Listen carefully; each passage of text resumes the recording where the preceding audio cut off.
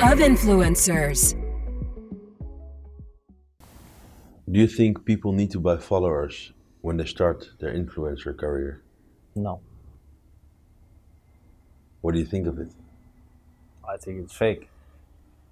And all of the platforms have tools to pick up whether someone has purchased followers. So if you purchase followers, then be my guest, but you won't be able to work with platforms such as, the Circle. Can you find out people buy followers? Yes. How? Because, typically the people you buy, essentially they have certain patterns and characteristics, and most of the time they're not real people, even though those bot farms may say they are real people.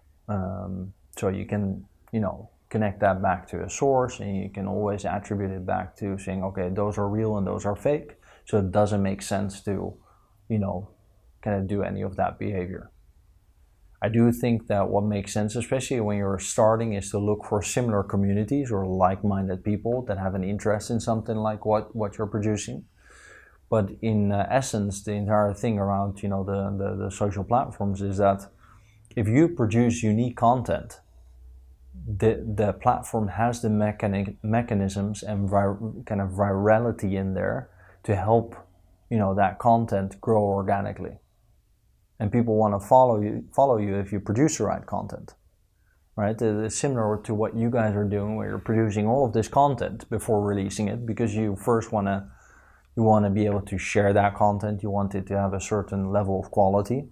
So I think it's more, a lot of people, they just go into, I'm gonna create an Instagram account. They create 3 to 6 posts and then they're out of content, right? So you need a longer kind of breath in order to sustain and to persist.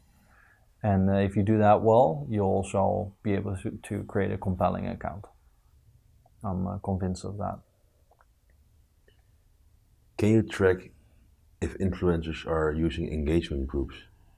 Yeah, you can see it. Yeah. What do you think of engagement groups? Same thing. You think it's false? Yeah. But it's real engagement or real Is it comments? real? It's real comments? Yeah, but it's real and it's not real. It's also not something that any client is really looking for. And most of the savvy clients, they have super good data systems that can track and trace all of that. So just don't do it. That would be my recommendation. Does Instagram allow these things? Yes. But they don't allow buying followers, or do they? You can buy followers on the Instagram platform, but they do allow and also their policy doesn't allow it, but it still happens, right?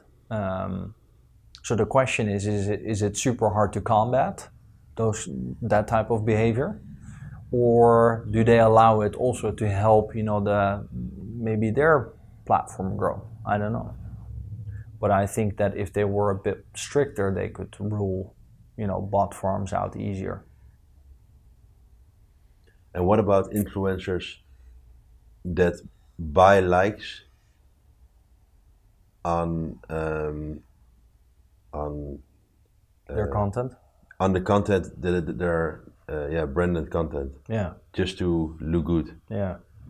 Yeah. Likes and comments are one proxy for which is engagement rate, which is a proxy for how people perceive content. But there are a ton of other proxies that clients look at. It's a lot more. It's quite easy to a lot of clients just go through the comments themselves, and if they if someone says like, hey, I'm doing a giveaway, and everyone is just responding with hearts or, oh, your dress looks so nice or something like that, which is completely off topic, you can trace and track all of that.